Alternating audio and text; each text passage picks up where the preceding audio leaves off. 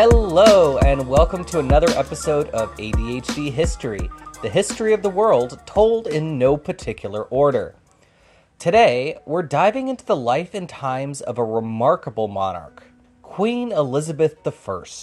Yay! Her story is one of resilience, cunning, and enduring legacy.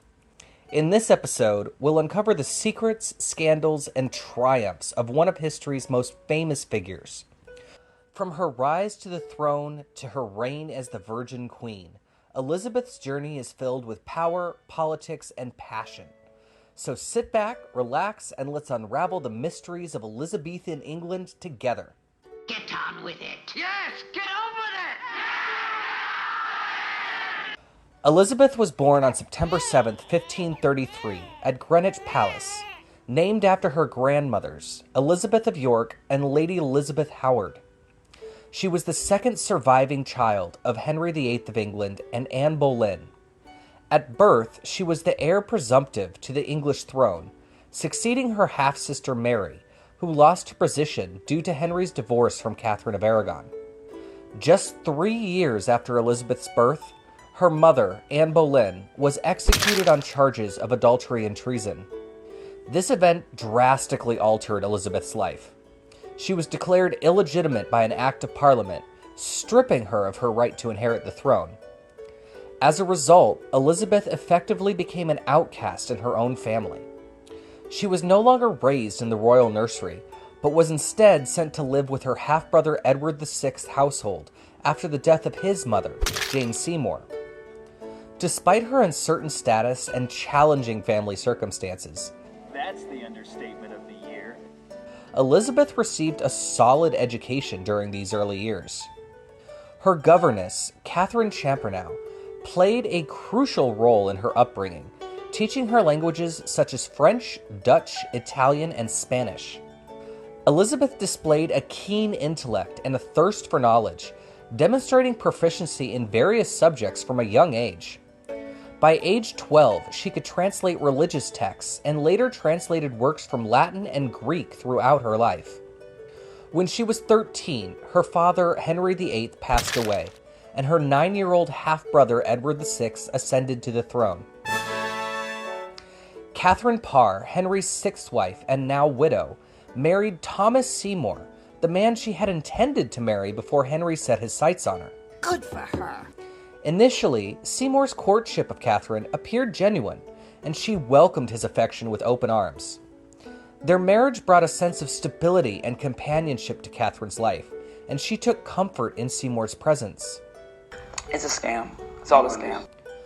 Unbeknownst to Catherine, Seymour harbored designs on her stepdaughter, Elizabeth. Seymour's fascination with Elizabeth stemmed from both political ambition and personal desire.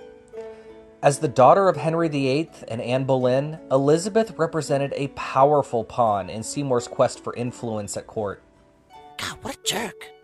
Seymour's pursuit of Elizabeth began subtly, disguised as innocent displays of affection and familial bonding.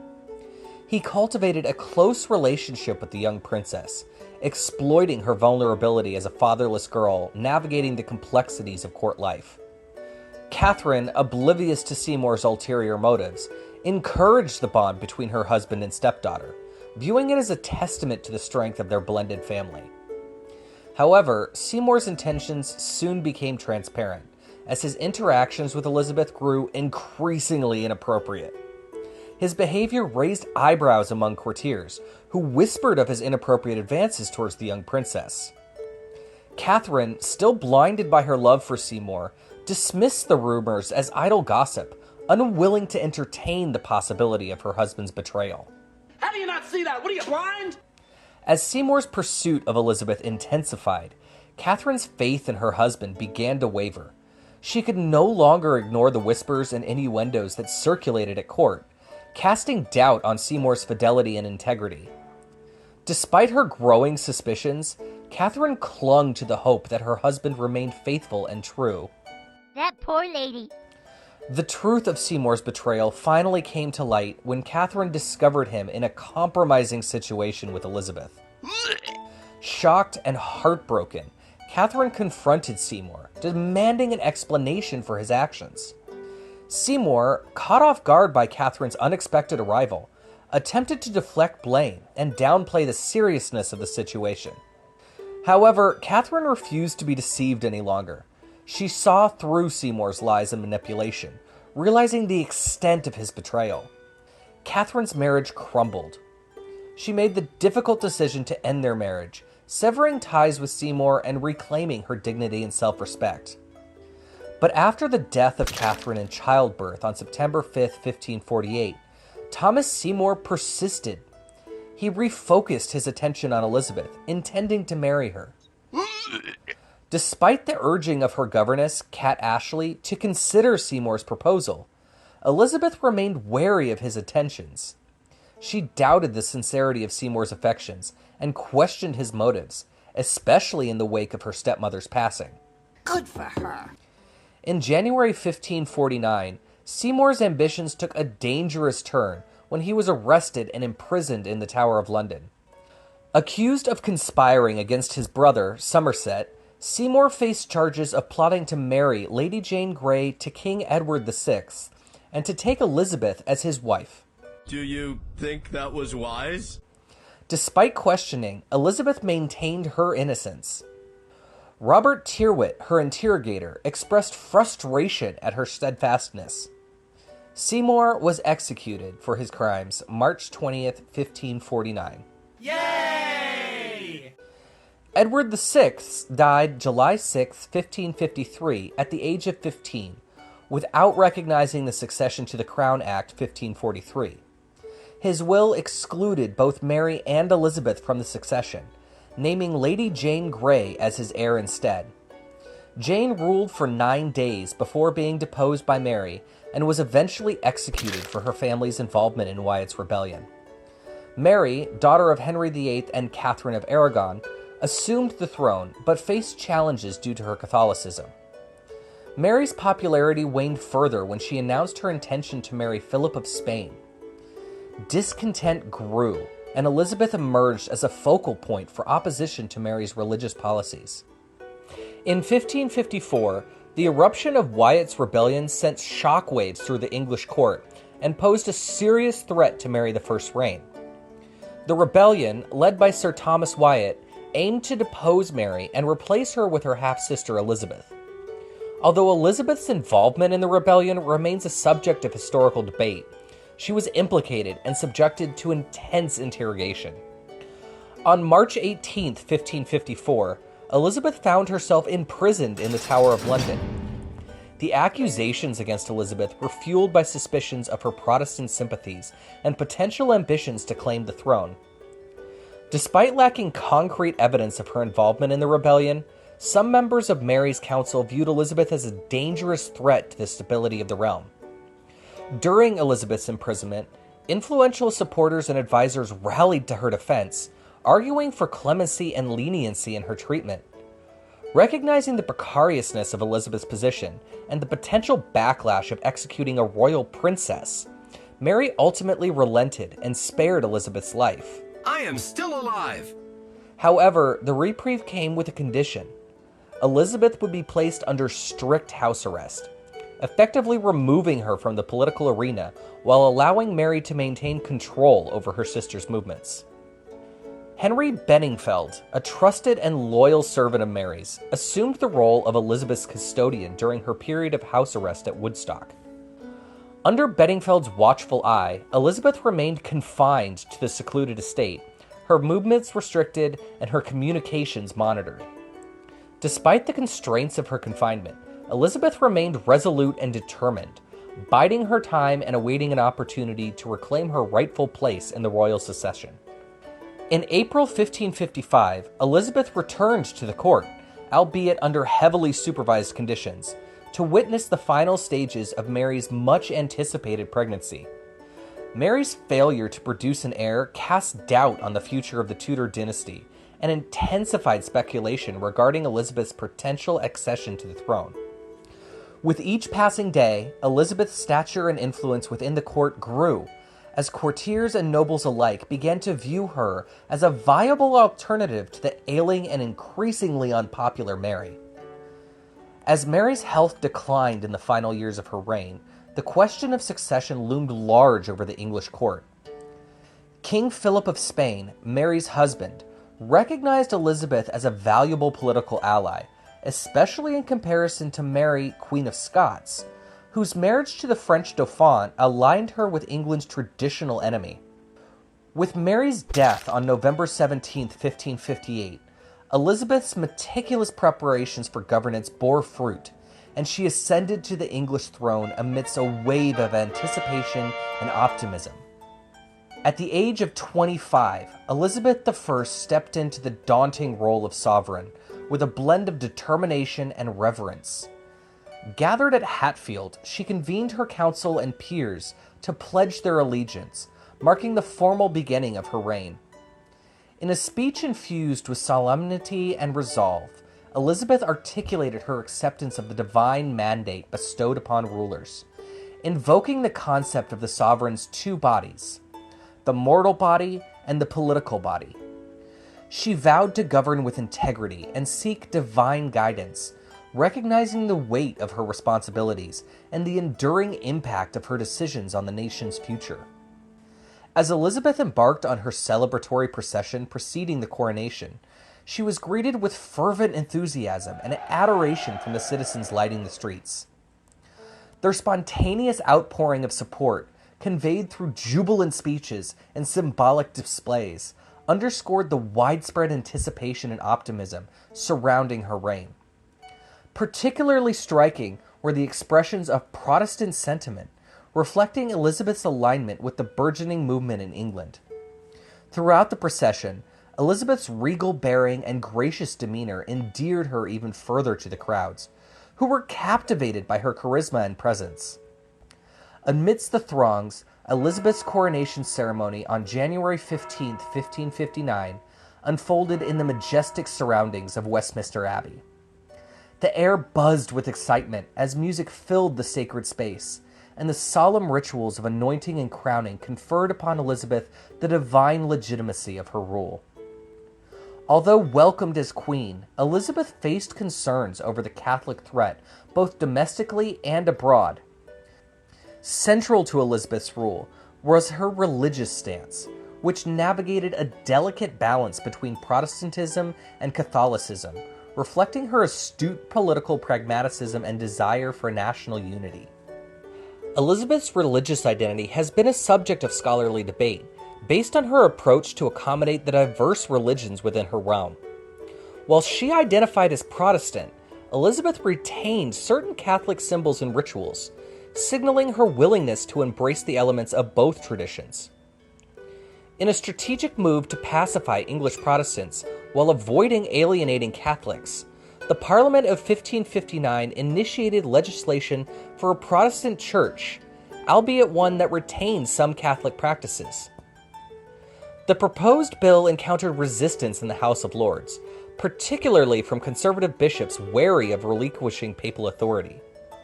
However, Elizabeth's supporters, buoyed by vacancies in key bishoprics, secured the necessary votes to pass the legislation. In a concession to appease detractors, Elizabeth accepted the title of Supreme Governor of the Church of England instead of the Supreme Head of the Church of England, as her father and brother had done. It was a title deemed inappropriate for a female monarch. Simultaneously, the Act of Uniformity mandated conformity to Protestant practices, including attendance at church services and use of the Revised Book of Common Prayer. While dissenters still faced penalties for nonconformity, Elizabeth's approach was notably more moderate, reflecting her commitment to religious tolerance and national stability. The issue of Elizabeth's marriage was a constant topic at the outset of her reign. Despite numerous offers, she remained unmarried and childless, with historians speculating that her experience with Thomas Seymour may have influenced her views on relationships. She entertained various suitors until she reached her 50s, including a courtship with Francis, Duke of Anjou, who was much younger than her. Good for her. While marriage offered the potential for an heir, it also posed risks of political instability or rebellion.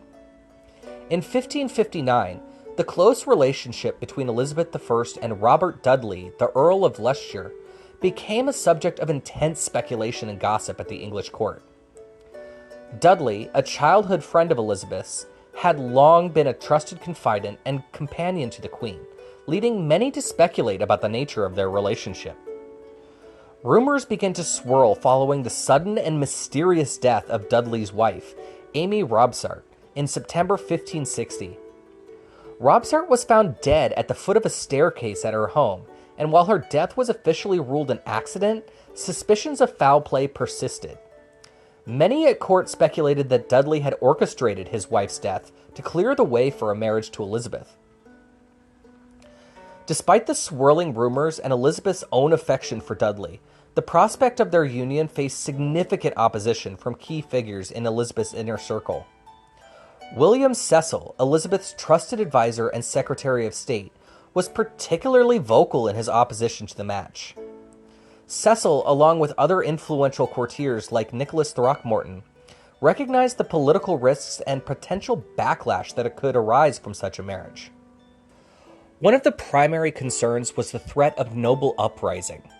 Dudley's close ties to the Queen and his ambitious nature made him a troublesome figure among the nobility, and his elevation to the status of royal consort could have fueled resentment and unrest among rival factions at court. Despite Elizabeth's own feelings for Dudley, she was forced to weigh the potential consequences of such a union very carefully.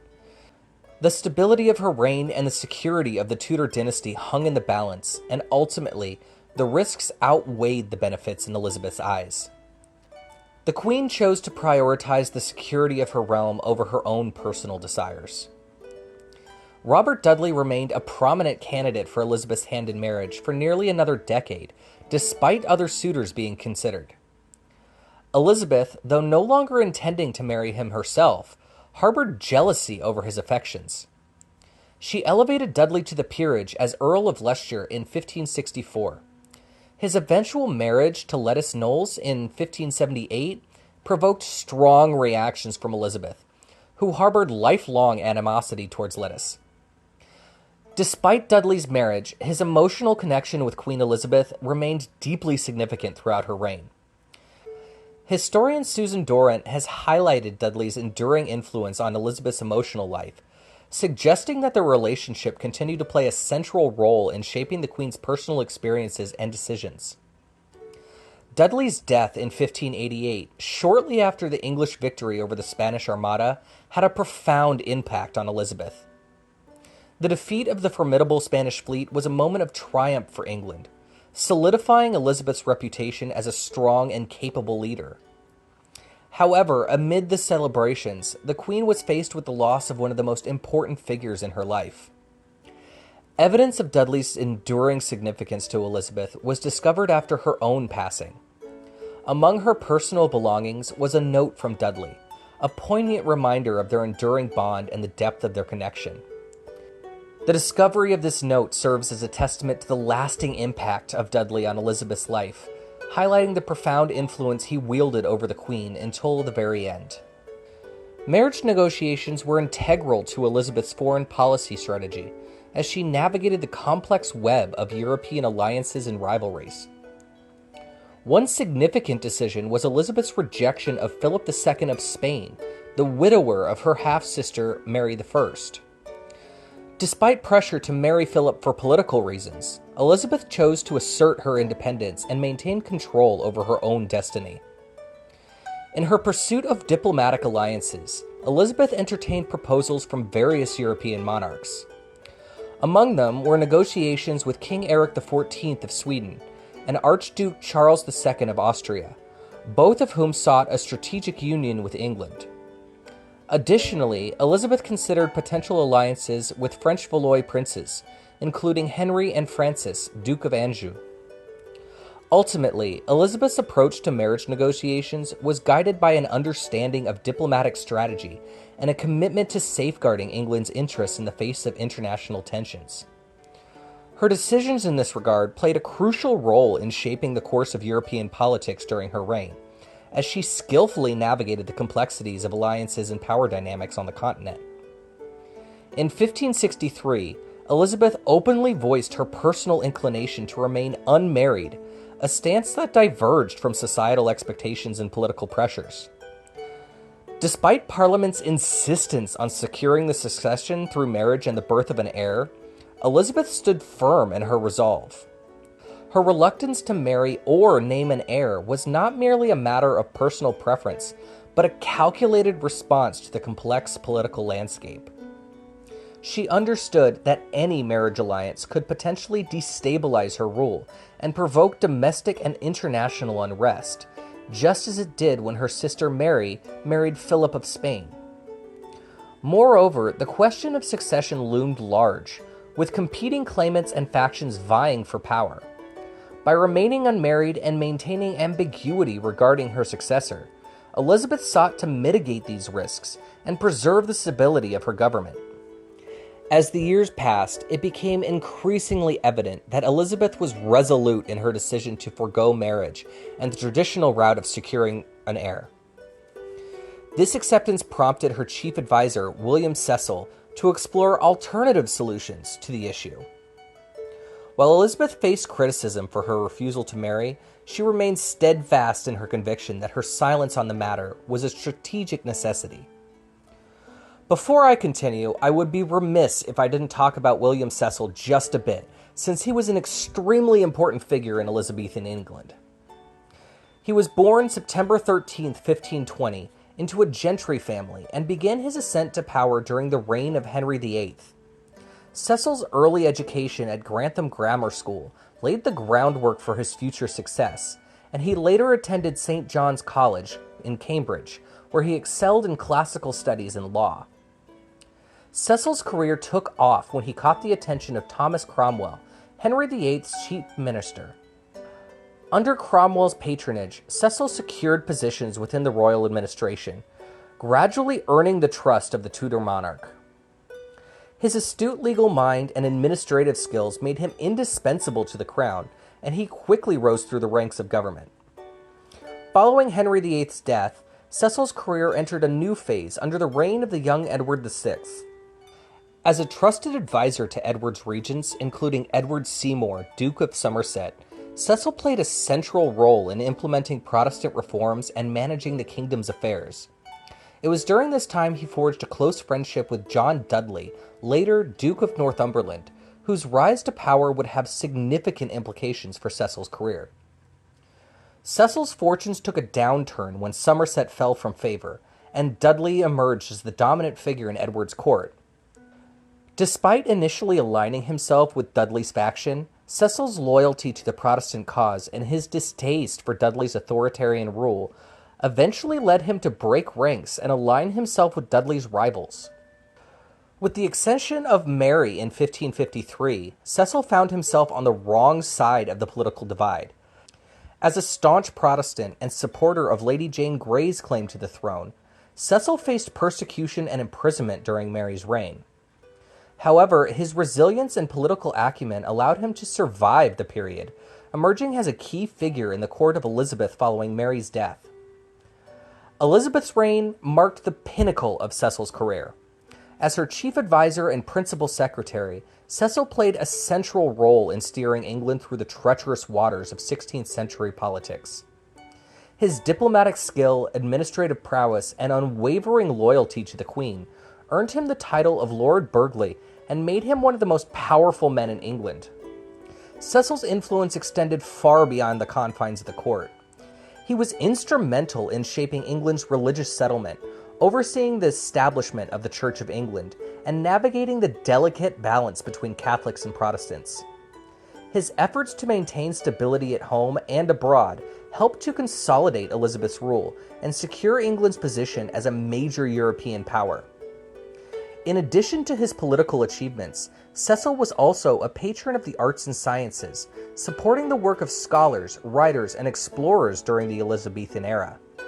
His extensive network of contacts and his tireless dedication to the Queen's service made him an indispensable figure. His work as her spymaster earned him the nickname Sir Spirit. Okay, now back to Elizabeth. Elizabeth's unwed status gave rise to a unique phenomenon known as the cult of virginity, drawing parallels to the revered purity of the Virgin Mary. Throughout art and literature of the time, Elizabeth was frequently depicted as a symbol of chastity and divine virtue, transcending conventional notions of womanhood. From the outset of her reign, Elizabeth herself emphasized her purported virginity, claiming to the Commons in 1559 that her celibacy would define her legacy. This assertion served as a cornerstone of her public persona and political identity. As Elizabeth's reign progressed, poets and writers further romanticized her virginity, portraying it as a sacred attribute that elevated her above mere mortal concerns.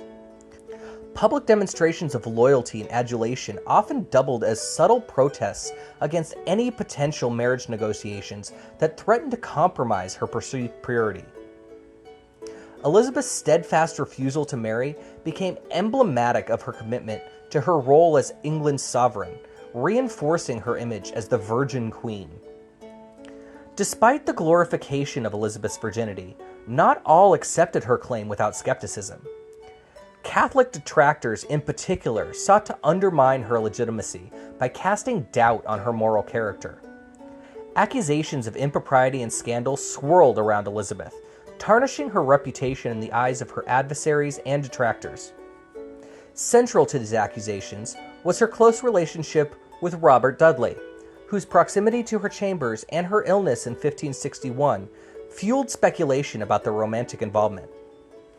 The exact nature of Elizabeth's illness remains unclear, and while contemporary observers may have speculated about the situation, concrete details are scarce. Despite the rumors, Elizabeth and Dudley both vehemently denied any wrongdoing. And they were roommates. Oh my god, they were roommates.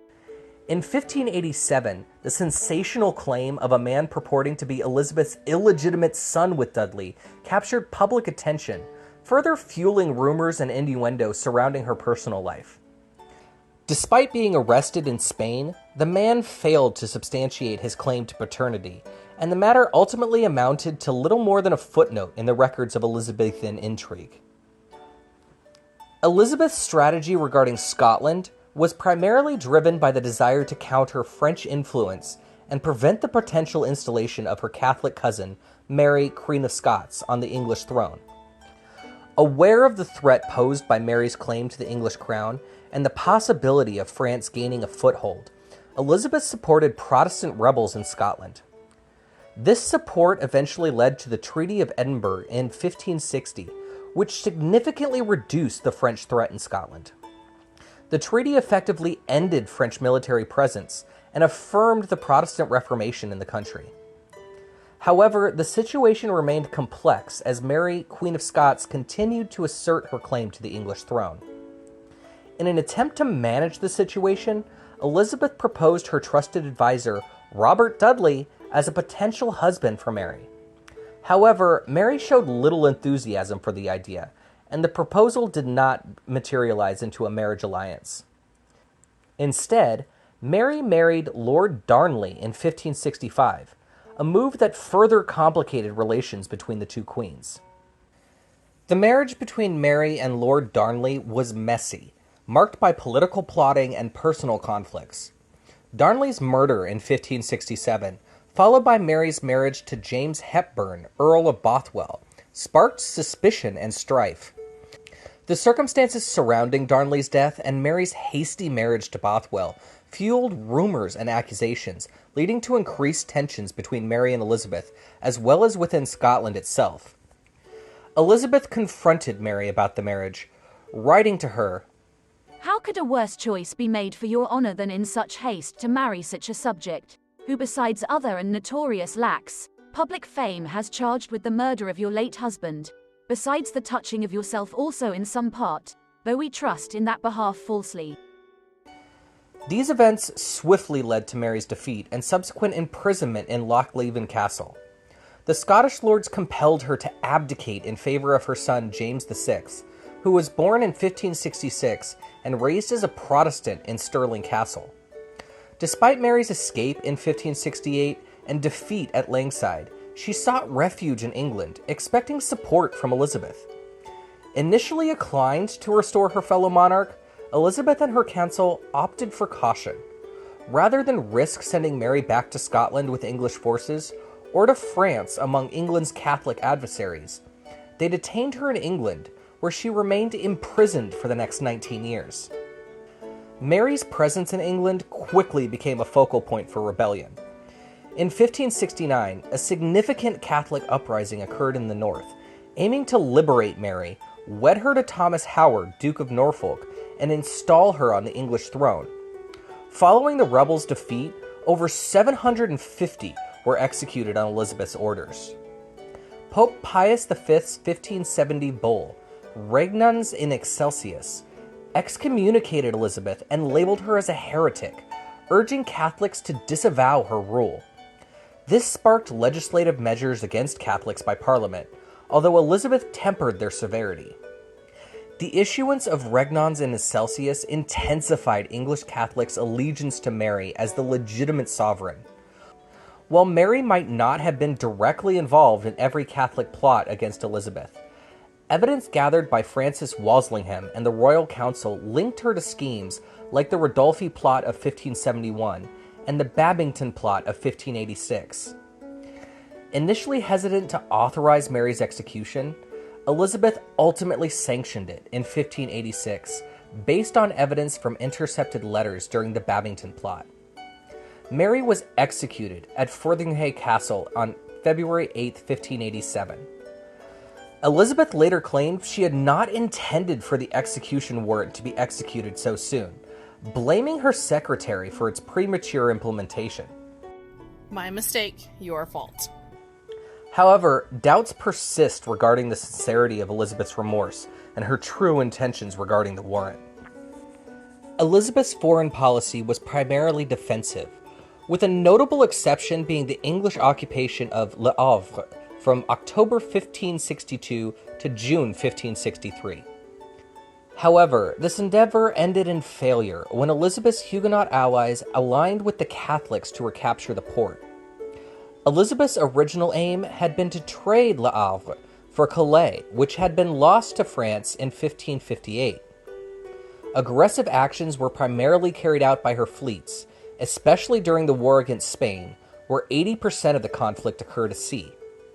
Sir Francis Drake, a renowned English navigator and privateer, played a pivotal role in shaping the maritime power and global influence of Elizabethan England. Born around 1540 in Devon, England, Drake rose from humble beginnings to become one of the most celebrated figures of his time. Drake's relationship with Elizabeth was complex. He gained the Queen's favor through his daring exploits and successes at sea, earning her trust and admiration. Elizabeth recognized Drake's strategic importance in bolstering England's maritime supremacy and expanding its influence abroad. She knighted him aboard the Golden Hind in 1581, a significant honor that reflected her high regard for his achievements. One of Drake's most famous voyages was his circumnavigation of the globe, which he undertook between 1577 and 1580. Commissioned by Elizabeth, Drake set sail aboard the Golden Hind with the primary objective of raiding Spanish settlements and disrupting Spanish dominance in the Americas. His successful circumnavigation not only brought him fame and fortune, but also dealt a significant blow to Spanish prestige and power. Drake's daring raids on Spanish ports and treasure ships earned him the nickname El Draque, the Dragon, among the Spanish, while at home in England, he was hailed as a national hero. His daring exploits, including the famous raid on the Spanish Armada in 1588, solidified his reputation as one of England's greatest naval commanders. Despite his successes, Drake's relationship with Elizabeth was not without its challenges. His unauthorized raids on Spanish territories often strained England's fragile relations with Spain, leading to diplomatic tensions and occasional reprisals. However, Elizabeth recognized the strategic value of Drake's actions in weakening Spain's naval power and enhancing England's maritime capabilities. That's got to be the best pirate I've ever seen. So it would seem. Drake's contributions to England's naval supremacy extended beyond his military exploits. He played a crucial role in the development of England's naval infrastructure and the establishment of trade routes with the New World. His voyages helped lay the foundation for England's emergence as a global maritime power and paved the way for future explorers and adventurers. In addition to his naval exploits, Drake was also involved in politics and diplomacy, serving as a member of Parliament and playing a role in England's foreign policy. Despite occasional disagreements and controversies, his loyalty to Queen Elizabeth remained unwavering, and he continued to enjoy her favor and patronage throughout his life. Over the sea, give me a career as a buccaneer. It's the life of a pirate for me. Oh, the life of a pirate for me. John Dee, born on July 13, 1527 in London, also played a huge role in England's naval supremacy. He was a polymath whose intellectual curiosity and diverse talents propelled him into the highest echelons of Elizabethan society. Educated at St. John's College, Dee demonstrated a remarkable aptitude for mathematics, astronomy, and the occult from an early age. Dee's fascination with the esoteric sciences led him to explore a wide range of subjects, including alchemy, astrology, and divination. His studies took him across Europe, where he sought out the leading scholars and practitioners of the day, absorbing their knowledge and incorporating it into his own work. Upon his return to England, Dee quickly gained a reputation as one of the foremost experts in his field, attracting the attention of Elizabeth.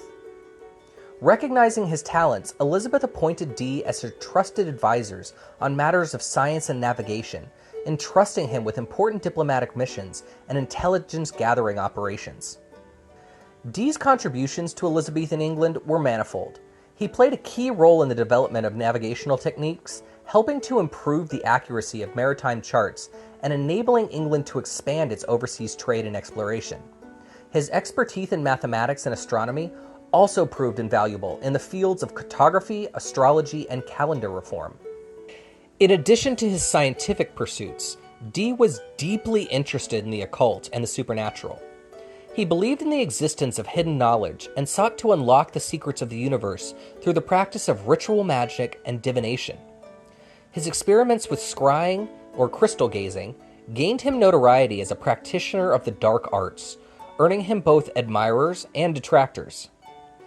Despite his contributions to the advancement of knowledge, Dee's association with the occult ultimately tarnished his reputation in the eyes of many of his contemporaries.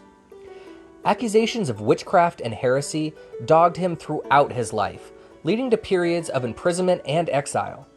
Whoa, she turned me into a newt! A newt. We got better. However, Dee's intellect and resilience allowed him to overcome these obstacles and continue his pursuit of knowledge until his death in 1608. Elizabeth refrained from military involvement on the continent until 1585, when she dispatched an English army to aid the Protestant Dutch rebels against Philip II of Spain. This decision followed the deaths of her allies, William the Silent and the Duke of Anjou, and the surrender of Dutch towns to the Duke of Parma, Philip's governor of the Spanish Netherlands. The Treaty of Nonsuch in August 1585 marked the beginning of the Anglo-Spanish War. The expedition was led by the Earl of Leicester, Elizabeth's former suitor, although Elizabeth was initially hesitant about this course of action. She pursued a strategy of supporting the Dutch publicly while engaging in a secret peace talk with Spain. However, Leicester's approach, which included setting up a protectorate and accepting the post of Governor General from the Dutch States General, conflicted with Elizabeth's intentions. This discord, combined with Elizabeth's reluctance to provide necessary funds for her soldiers and Leicester's own inadequacies, led to the failure of the military campaign. Leicester resigned his command in December 1587, and Elizabeth's handling of the situation undermined his standing among the Dutch. During this period, Francis Drake undertook significant voyages against Spanish ports and ships in the Caribbean in 1585 and 1586. His successful raid on Cadiz in 1587 dealt a blow to Philip II's plans for an invasion of England. On July 12, 1588, the Spanish Armada, a formidable fleet, set sail with the aim of transporting a Spanish invasion force from the Netherlands to the coast of southeast England under the command of the Duke of Parma. However, the Armada suffered defeat due to a combination of errors, misfortune, and a decisive attack by the English fire ships off Gravelines on July 28th and 29th. This led to the dispersion of the Spanish fleet, which limped back to Spain in fragments after further losses along the coast of Ireland.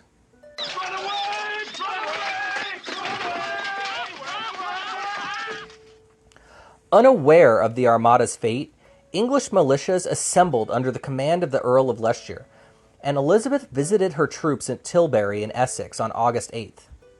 In her famous speech to the troops at Tilbury, she expressed her confidence in her people's loyalty and her determination to defend her realm against any invader. The nation celebrated when no invasion materialized, and Elizabeth's procession to a Thanksgiving service at St. Paul's Cathedral was as grand as her coronation. The defeat of the Armada was hailed as a triumph for Elizabeth and Protestant England, viewed as a sign of God's favor and the nation's strength under a virgin queen. However, despite this victory, the war with Spain continued, with the southern provinces of the Netherlands still under Spanish control, and the threat of invasion remained. In 1589, Elizabeth launched the English Armada, or Counter Armada, led by Francis Drake and John Norreys, to counter Spanish naval power. However, this expedition ended in disaster for England, with significant casualties and the loss of ships. This defeat marked a resurgence of Philip II's naval dominance in the following years, despite the earlier setback of the Spanish Armada. In France, when the Protestant Henry IV ascended to the throne in 1589, Elizabeth provided him with military support, marking her first involvement in French affairs since the retreat from Le Havre in 1563. Henry's claim to the throne faced opposition from the Catholic League and Philip II, raising concerns for Elizabeth about a potential Spanish takeover of the Channel ports. However, the English campaigns in France proved to be disorganized and ineffective. Peregrine Bertie's actions, largely disregarding Elizabeth's directives, yielded little success, and he returned in disarray in December 1589, having suffered significant losses. John Norreys' campaign in Brittany in 1591 ended disastrously, further highlighting the lack of effective support from Elizabeth. Despite her sending Robert Devereux, Earl of Essex, to aid in besieging Rouen in July, the outcome remained bleak, with Essex achieving little before returning home in January 1592. Elizabeth's lack of control over her commanders overseas exacerbated the situation. In Ireland, despite being one of her realms, Elizabeth faced challenges from hostile and often autonomous Irish population adhering to Catholicism. Her policy involved granting land to courtiers and preventing rebels from providing Spain with a base to attack England. The suppression of uprising involved harsh tactics, leading to widespread devastation and suffering among the Irish population. The 9 Years' War from 1594 to 1603 posed a severe test for Elizabeth, with rebel leader Hugh O'Neill receiving support from Spain. Despite sending Robert Devereux to quell the revolt in 1599, progress was minimal, and it took 3 years under Charles Blount to defeat the rebels, with O'Neill surrendering shortly after Elizabeth's death. In her dealings with Russia, Elizabeth maintained diplomatic ties established during Edward VI's reign. Correspondence with Tsar Ivan the Terrible focused on commerce rather than military alliances, despite Ivan's proposal for such alliances. Upon Ivan's death in 1584, his son Fyodor I succeeded him and took a more open approach to foreign relations. Fyodor's decision to allow trade with all foreigners, including dismissing the English ambassador Jerome Bowes, led to diplomatic tensions. Elizabeth attempted to negotiate with Fyodor through her ambassador, Dr. Giles Fletcher, but her proposals for an alliance were rejected. In the realm of Muslim states, England under Elizabeth forged trade and diplomatic ties with the Barbary states, notably Morocco, as a counter to Spain. Despite papal opposition, England engaged in trade with Morocco, exchanging various goods for Moroccan sugar.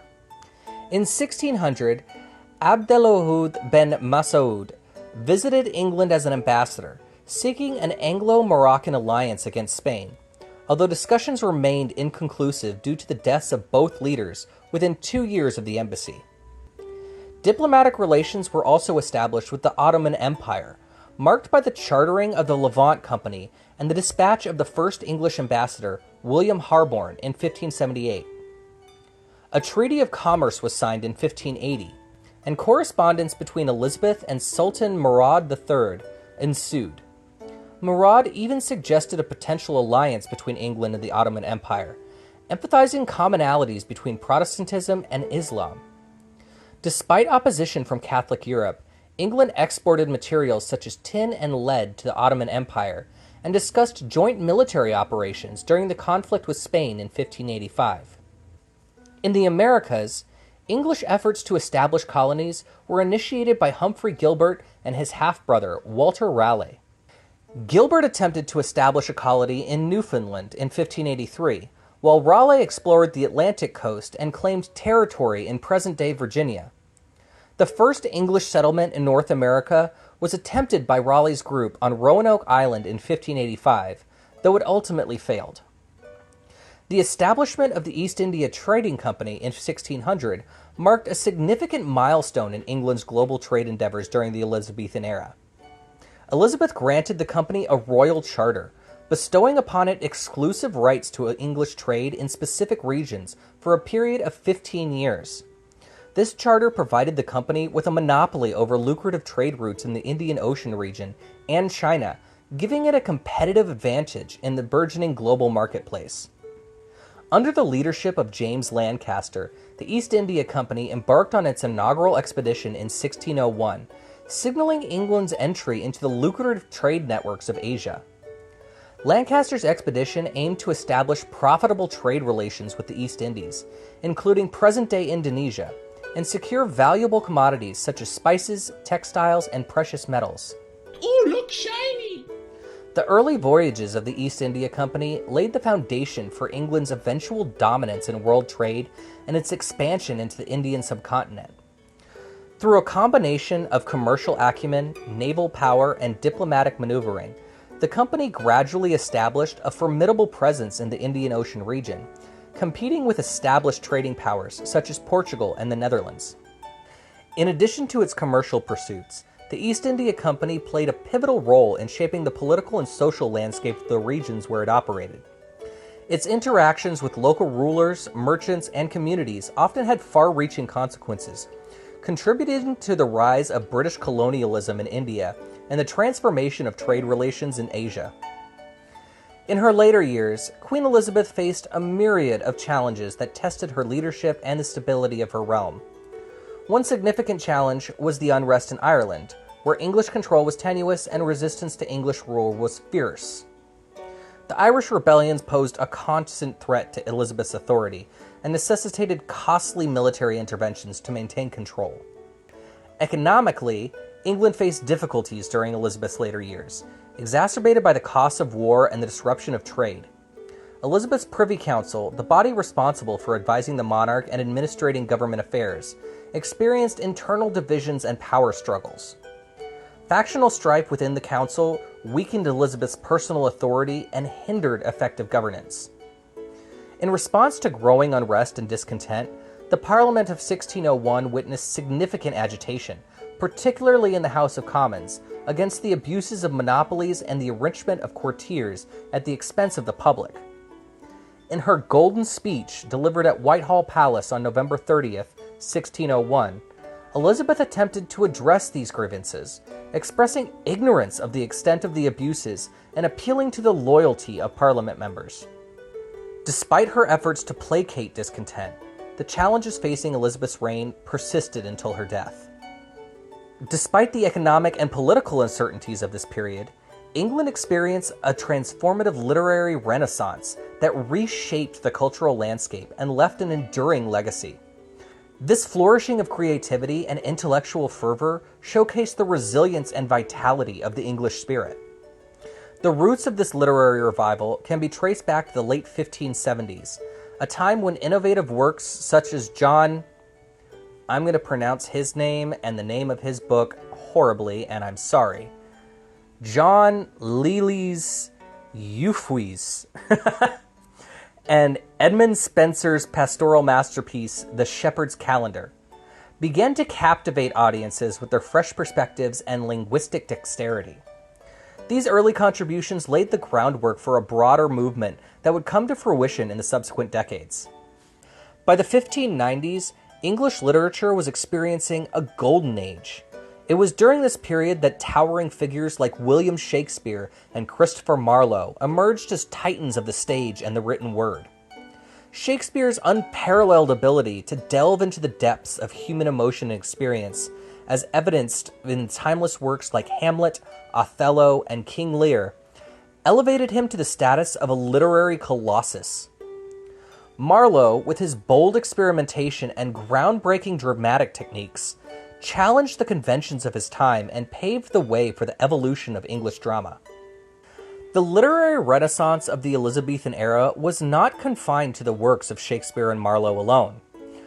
A vibrant ecosystem of writers, poets, and playwrights thrived in the fertile creative soil of the time, producing a rich tapestry of literary masterpieces that reflected the complexity and diversity of the human experience.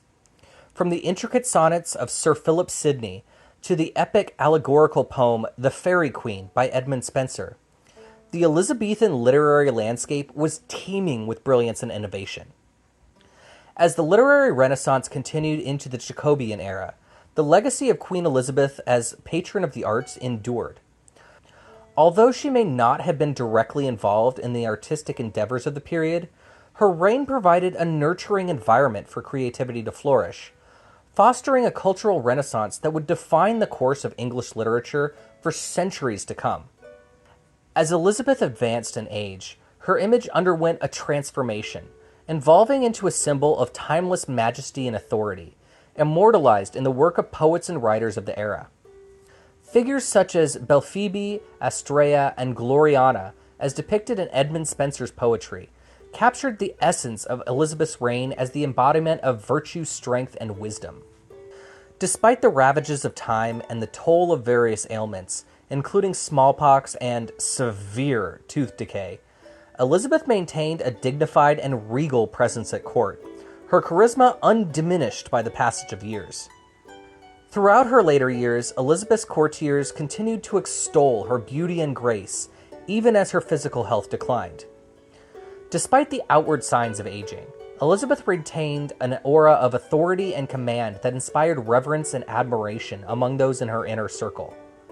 One of the most intriguing aspects of Elizabeth's later years was her relationship with the Earl of Essex, Robert Devereux. Despite his wild nature and his involvement in a failed rebellion against the crown in 1601, Elizabeth harbored a deep fondness for Essex, which reflected her personal vulnerabilities and regrets.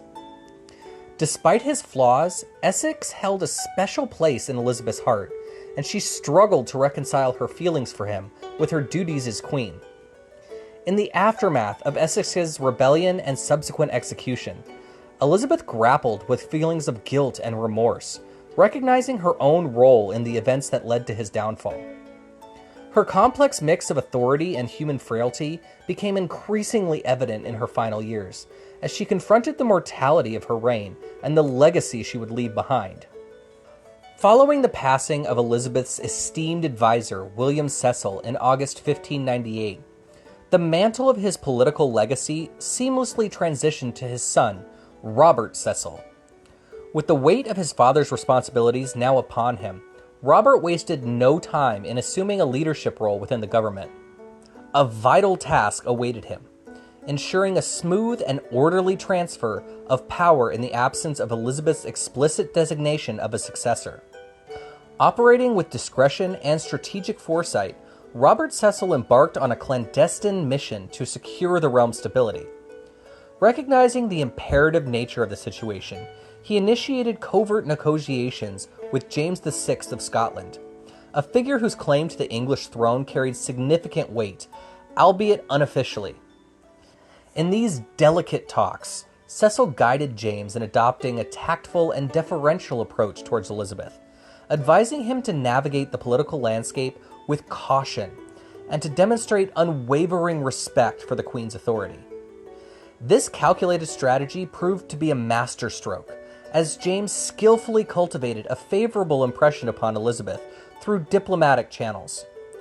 By adhering to Cecil's counsel and avoiding unnecessary conflicts or provocations, James garnered the Queen's favor and established himself as a prudent and judicious potential successor. The artful diplomacy employed by Cecil not only secured James's position in the eyes of Elizabeth, but also paved the way for a harmonious transition of power that would safeguard the stability of the realm. Elizabeth's health remained relatively stable until the autumn of 1602, when a series of deaths among her close associates plunged her into a deep depression. The passing of Catherine Carey, Countess of Nottingham and first cousin to Elizabeth, in February 1603 particularly affected her. By March, Elizabeth had fallen seriously ill, succumbing to the depression, spending hours motionless on a cushion. When advised by Cecil to retire to bed, she rebuffed him, asserting her royal prerogative. Yes, Queen! Elizabeth passed away on March 24, 1603, at Richmond Palace in the early hours of the morning. Shortly thereafter, Cecil and the council swiftly moved to proclaim James as the new King of England. Her funeral procession, illuminated by torches, carried her coffin downriver to Whitehall, where it was then transported to Westminster Abbey amidst profound outpouring of grief from the populace. Elizabeth was laid to rest in Westminster Abbey alongside her half-sister Mary, with an inscription on their shared tomb commemorating their joint reign and eternal hope for resurrection. Elizabeth's death elicited mixed reactions among her subjects, with some mourning her passing, while others felt a sense of relief. Initial expectations for King James were high, but gradually waned over time. However, by the late 1620s, there emerged a nostalgic resurgence in the admiration of Elizabeth, heralding her as a Protestant heroine and the architect of a golden era. Conversely, James was portrayed unfavorably as sympathetic to Catholicism and presiding over a corrupt court. Despite the challenges faced during her reign, Elizabeth's triumphant image endured, with her legacy idealized as a time of constitutional balance and national prosperity. The portrayal of Elizabeth by her Protestant admirers in the early 17th century left a lasting impact, shaping perceptions of her reign for centuries to come. Her memory experienced a revival during the Napoleonic Wars, and was adapted to fit the imperial ideology of the Victorian era. In the mid-20th century, Elizabeth emerged as a romantic symbol of national resistance to foreign threats. While earlier historians like Neil and Rose depicted her reign as a golden age of progress, recent scholars have offered a more nuanced interpretation. While Elizabeth achieved notable victories, such as the defeat of the Armada, historians also highlight military failures and controversial tactics, particularly in Ireland. Her foreign policy, often perceived as defensive, nonetheless elevated England's stature internationally. Elizabeth's establishment of the English Church contributed to shaping a national identity, although her refusal to fully abandon Catholic practices drew criticism from strict Protestants. Despite her cautious approach, Elizabeth's reign instilled a newfound confidence and sense of sovereignty in England, setting a precedent for monarchs ruling by popular consent. She attributed her success to divine protection, trusting in God, honest counsel, and the loyalty of her subjects. In her prayer, Elizabeth conveyed heartfelt gratitude for the tranquility that characterized her reign, even amidst the tumultuous events unfolding elsewhere. She acknowledged with humility the steadfast loyalty of her subjects, and the divine intervention that had thwarted the machinations of her adversaries. Elizabeth's legacy stands as a multifaceted tapestry woven from the threads of both triumphs and trials. Her reign, marked by moments of unparalleled achievement and formidable challenges, has left an indelible imprint on the annals of English history and the fabric of national identity. Elizabeth's reign symbolizes resilience, pragmatism, and unwavering determination. Her reign serves as a testament to to the enduring spirit of the English people and the enduring legacy of a queen whose influence reverberates through the corridors of time. And so ends today's episode. Thanks to the books The Children of Henry VIII and The Life of Elizabeth I, both by Alison Ware, and The Tudors by Peter Ackroyd for all the research help, as well as the countless websites I've hit up for information. I hope to have you listen in to my next episode. I'm thinking possibly the American Revolution. You can find me on my Facebook page, ADHD History, and on Twitter, Blue Sky, Threads, Instagram, and YouTube at It's ADHD History. See you next time. Au revoir.